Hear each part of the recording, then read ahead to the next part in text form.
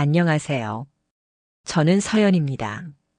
27살이고요. 사진을 찍는 일을 하고 있었어요. 아니, 하고 있었다고 해야겠네요. 지금은 잘 모르겠거든요.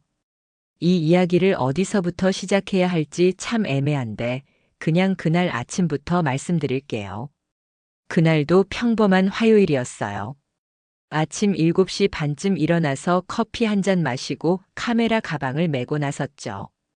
오늘은 홍대 근처 카페에서 메뉴 사진을 찍기로 했거든요.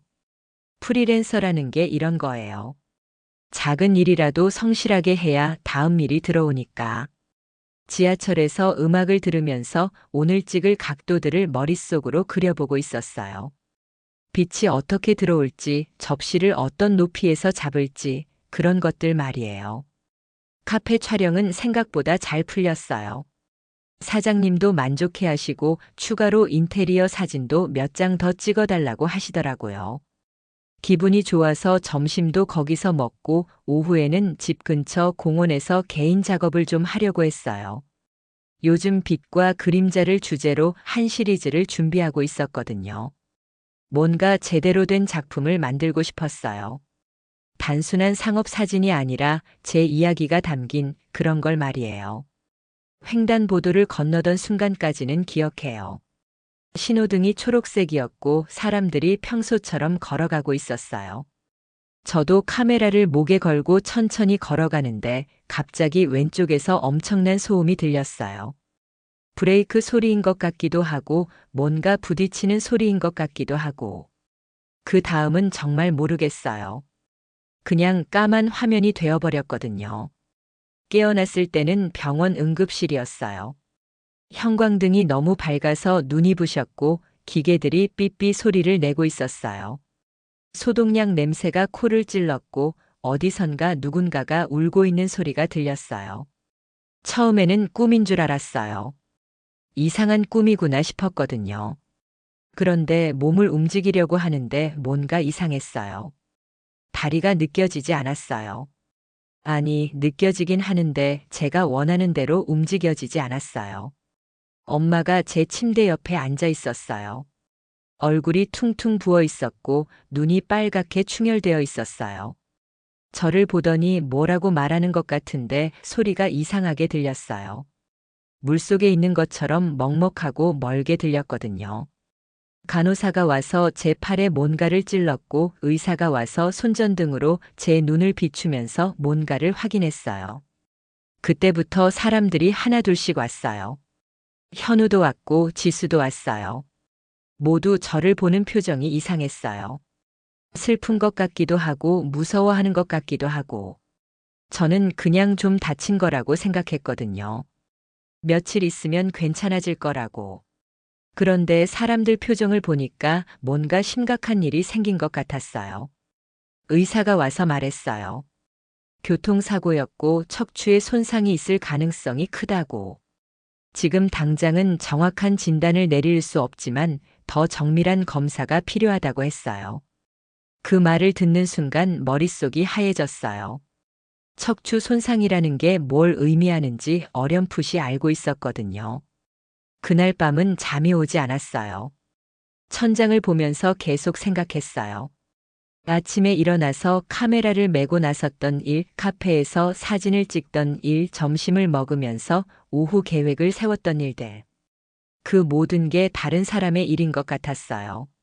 몇 시간 전의 일인데 이미 까마득한 과거가 되어버린 것 같았거든요. 제가 찍었던 사진들이 아직 카메라 안에 들어있을 텐데 그 카메라는 지금 어디 있는 걸까 그런 생각도 했어요. 사고가 난 지 일주일이 지났어요. 그 일주일 동안 정말 많은 검사를 받았어요.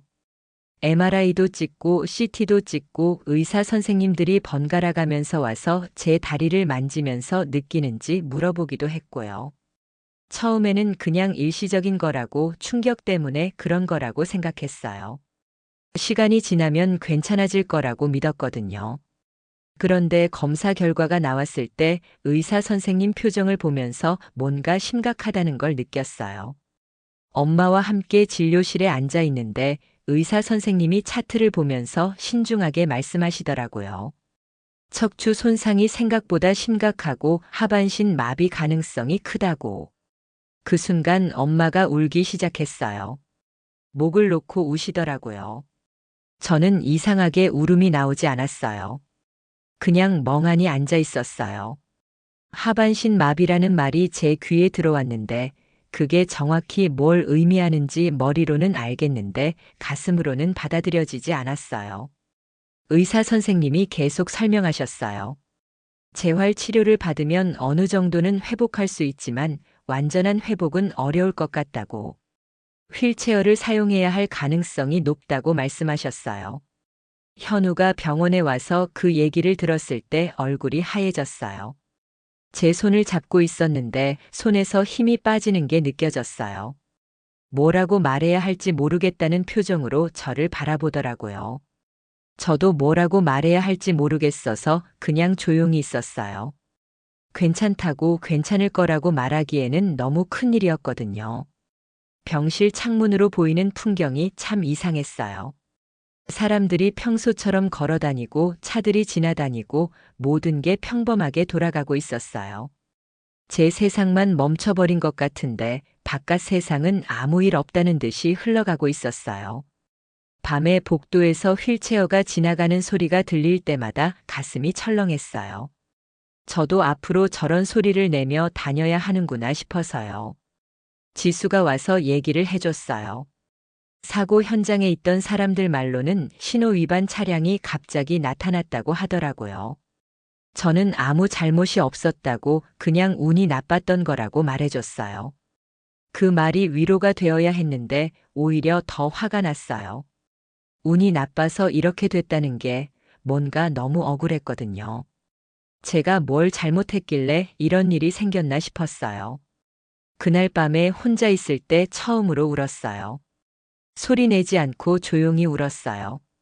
사고 전날에 찍었던 사진들이 계속 떠올랐어요.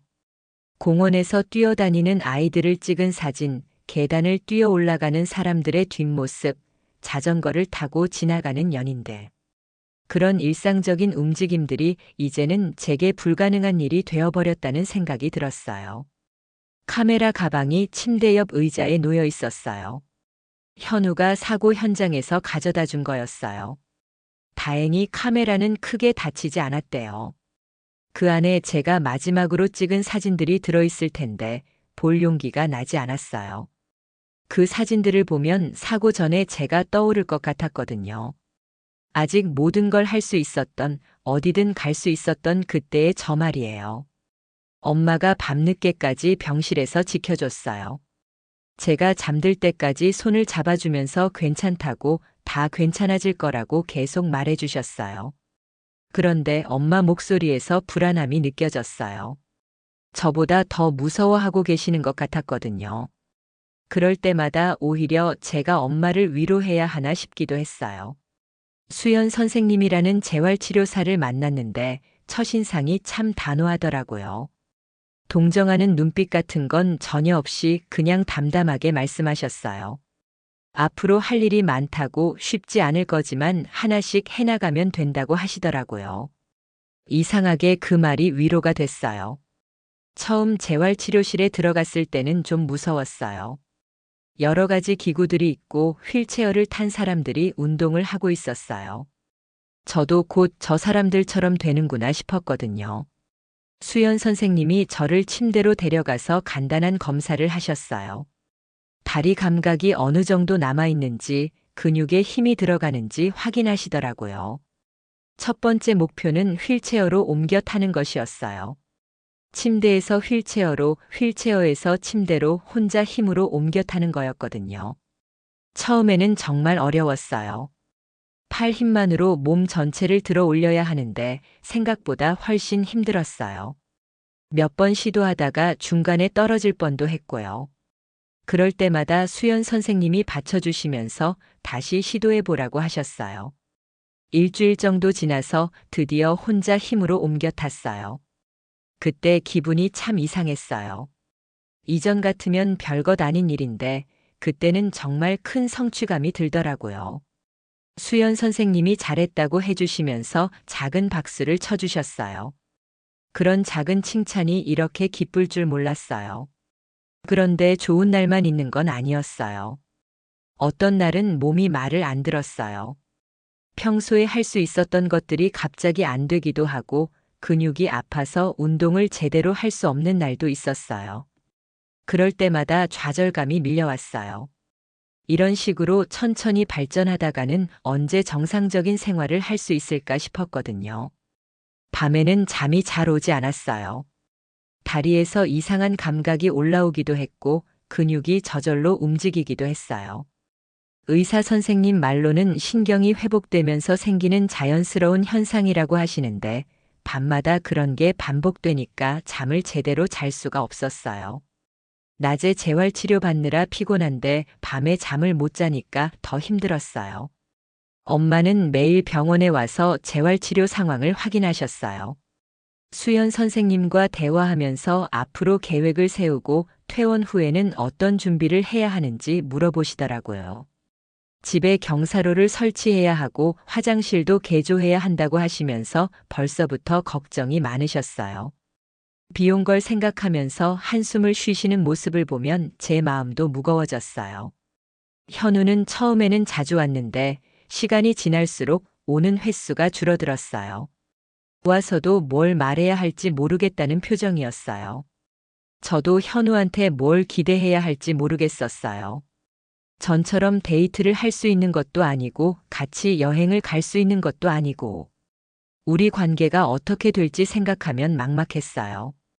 지수는 가끔 와서 병원 밖 소식을 전해줬어요. 친구들 안부도 전해주고 제가 하던 일들이 어떻게 되고 있는지도 얘기해줬어요. 그런데 그런 얘기들이 때로는 더 우울하게 만들었어요. 세상이 저 없이도 잘 돌아가고 있다는 생각이 들었거든요. 제가 병원에서 이렇게 있는 동안 모든 게 변해가고 있다는 느낌이었어요. 어떤 날은 재활치료를 받으면서 문득 사고 전 생각이 났어요. 자유롭게 걸어 다니면서 사진을 찍던 때 말이에요. 계단도 뛰어서 올라가고 어디든 갈 수 있었던 그때가 꿈만 같았어요. 그런 생각을 하면서 운동을 하다 보면 눈물이 났어요. 이전의 저와 지금의 저 사이의 거리가 너무 멀게 느껴졌거든요. 드디어 집으로 돌아왔어요. 2달 동안 병원에 있다가 집에 오니까 모든 게 다르게 보였어요. 현관문 앞 작은 턱도 화장실 문턱도 2층으로 올라가는 계단도 예전에는 아무 생각 없이 지나쳤던 것들이 이제는 넘을 수 없는 벽이 되어 있었어요. 엄마가 미리 집을 개조해 놓으셨어요. 현관에 작은 경사로를 설치하고 화장실 문도 넓히고 욕조 대신 샤워 부스를 만들어 놓으셨더라고요. 그런 걸 보니까 마음이 복잡했어요. 고맙기도 했지만 한편으로는 제가 이렇게 집까지 바꿔놓을 만큼 큰 짐이 되었구나 싶어서 미안했어요. 첫 번째로 힘들었던 건 외출이었어요. 동네 마트에 가려고 했는데 휠체어로 나가니까 사람들이 저를 쳐다보더라고요. 어떤 분들은 동정하는 눈빛으로, 어떤 분들은 호기심 어린 시선으로. 그런 시선들이 견디기 어려웠어요. 예전에는 그냥 평범한 사람 중 하나였는데 이제는 휠체어를 탄 사람이 되어버린 거죠. 마트 안에서도 문제가 많았어요. 높은 진열대에 있는 물건은 닿을 수 없었고 좁은 통로는 휠체어가 지나가기 어려웠어요. 점원분이 도와주겠다고 하시는데 그런 도움을 받는 것도 처음에는 어색했어요. 혼자 할 수 있는 일인데 누군가의 도움을 받아야 한다는 게 자존심이 상했거든요. 집에서도 적응하기가 쉽지 않았어요. 2층에 있는 제 방을 사용할 수 없어서 1층 거실 한쪽 구석에 침대를 놓고 지내야 했어요. 개인 공간이라는 게 사라진 거죠. 엄마가 TV를 보실 때도 전화를 받으실 때도 모든 소리가 다 들렸어요. 그런 작은 것들이 스트레스가 됐어요. 그즈음 예전에 하던 일들에서 연락이 왔어요. 잡지사에서 촬영 제안을 해주셨는데 제가 지금 상황을 설명하니까 조심스럽게 다른 작가를 찾아보겠다고 하시더라고요. 그럴 수밖에 없다는 걸 알지만 그런 말을 들을 때마다 제 일이 하나씩 없어지는 것 같아서 속상했어요. 보험회사에서도 연락이 왔어요. 치료비와 관련된 복잡한 서류들을 작성해야 한다고 하더라고요. 박 팀장이라는 분이 전화로 설명해 주시는데 뭔가 기계적이고 차갑게 느껴졌어요. 저에게는 인생이 바뀐 큰 사건인데 그분에게는 그냥 처리해야 할 업무 중 하나인 것 같았거든요. 현우와는 점점 멀어졌어요. 처음에는 집에 자주 와서 도와주려고 했는데 시간이 지나면서 올 때마다 어색해지더라고요. 제가 휠체어를 타고 있으니까 데이트라는 것도 애매해졌어요. 영화관도 휠체어석을 미리 예약해야 하고 레스토랑도 접근 가능한 곳인지 확인해야 하고 모든 게 번거로워진 거죠. 어느 날 현우가 와서 조심스럽게 말하더라고요. 자기도 힘들다고 어떻게 해야 할지 모르겠다고. 저를 사랑하지만 이런 상황을 감당하기가 어렵다고 솔직하게 얘기했어요. 화가 나기도 했지만 한편으로는 이해가 됐어요. 저도 현우에게 뭘 기대해야 할지 모르겠었거든요. 지수는 그래도 꾸준히 연락했어요. 가끔 집에 와서 같이 시간을 보내기도 하고 밖에 나가자고 제안하기도 했어요. 처음에는 나가기 싫다고 했는데 지수가 계속 설득해서 결국 근처 카페에 갔어요. 그런데 막상 나가보니까 생각만큼 나쁘지 않더라고요. 사람들이 생각만큼 저를 신경 쓰지 않았어요. 그날 밤에 혼자 생각해 봤어요. 이전의 저와 지금의 저는 분명히 다르지만 완전히 다른 사람이 된 건 아니라는 생각이 들었어요. 여전히 사진을 좋아하고 예쁜 걸 보면 기분이 좋아지고 친구들과 수다 떠는 걸 좋아하는 건 변하지 않았거든요. 다만 그런 것들을 표현하는 방식이 달라져야 하는 거였어요. 수연 선생님이 재활센터의 모임에 나가보라고 권유하셨어요. 비슷한 상황에 있는 사람들이 모여서 서로 경험을 나누는 자리라고 하시더라고요. 처음에는 가기 싫었어요. 제 상황을 다른 사람들에게 털어놓는 게 부담스러웠거든요. 그런데 지수가 같이 가자고 해서 결국 참석하게 됐어요. 재활센터 회의실에서 열렸는데 생각보다 분위기가 밝더라고요. 다양한 연령대의 사람들이 둘러앉아서 차를 마시며 이야기를 나누고 있었어요.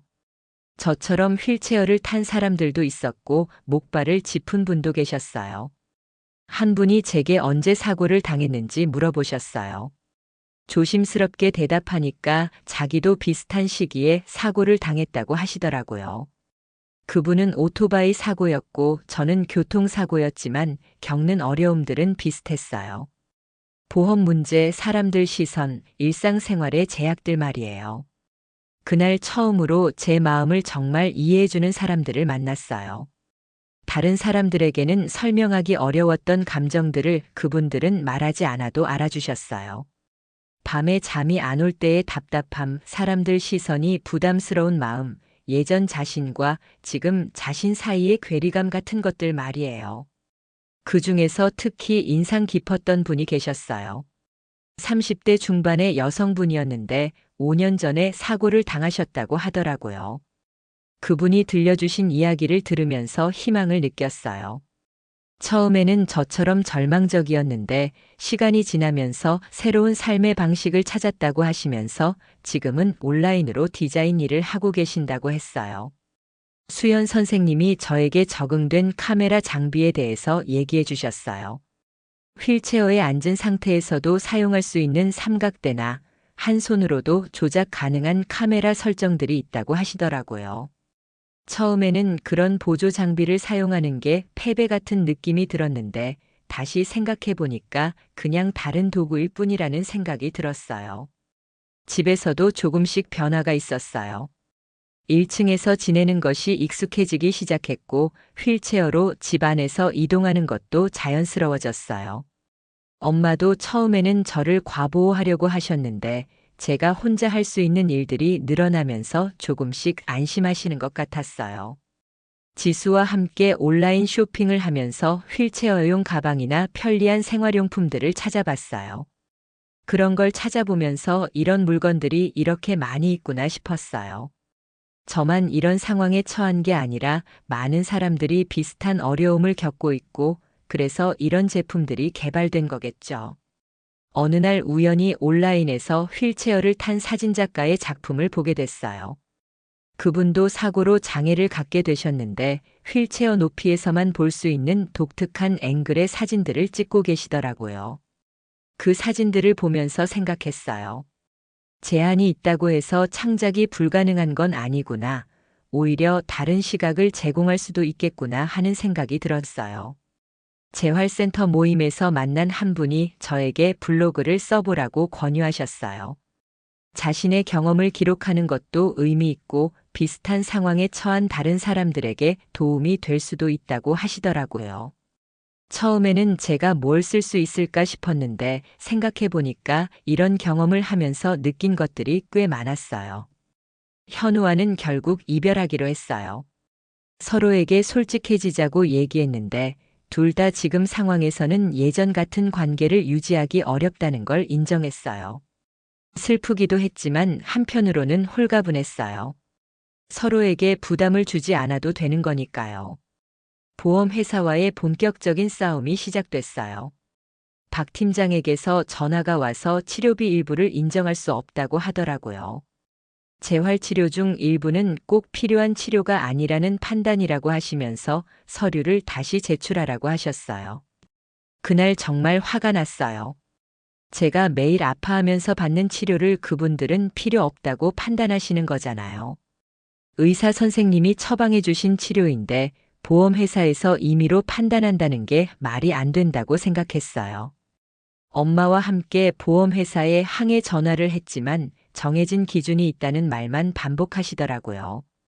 그러던 중에 가해자 측에서 합의를 제안해 왔어요. 변호사를 통해서 연락이 왔는데 생각보다 터무니없이 적은 금액이었어요.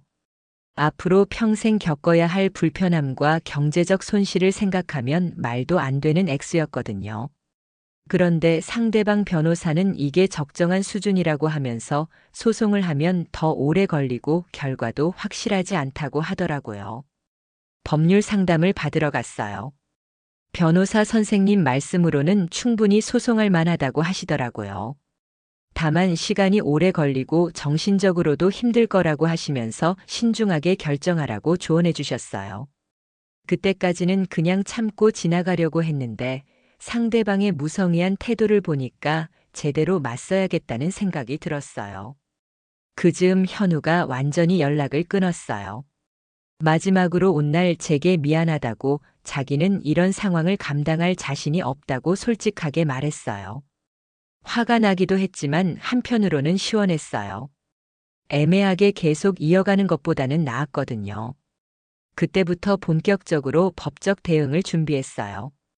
변호사 선생님과 상담하면서 소송 준비를 시작했고 가해자 측과의 협상도 단호하게 거부했어요.